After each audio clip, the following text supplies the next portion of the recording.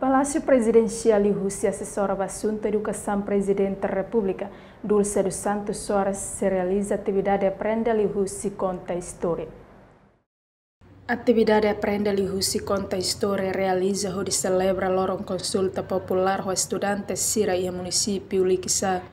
Assessor o assunto Educação Presidencial da República, Dulce Soares, para jornalista Sira ali Rússia conferência de imprensa e a Palácio Presidencial Veropité Dili, segunda-feira, Loron Ronolorescencia, Fulano Augusto Tinane, até atividade nesse realiza e a Loron terça-feira, semana né. Os serviços de educação do gabinete presidencial e o programa todo, o programa anual. Primeiro, uma atividade, programa Desenvolvimento e Literacia, e segundo, programa Educação, cedo para lavar o Caitabol de Early Childhood Development, depois, programa Desenvolvimento, Qualidade e Educação em geral. E a 30 de agosto, Serviços de Educação, Gabinete Presidencial, se organiza o programa IDA, devemos amitar o título, Aprende, Li-Rússia, Conta a História.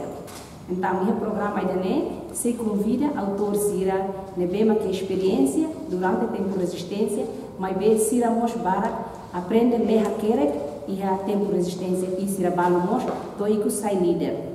E a líder Balomaka, Sira continua a reforça a educação durante o tempo a ocupação indonésia, mas o tempo com racial e a Balomaka se envolvimento e a resistência a bote tebes.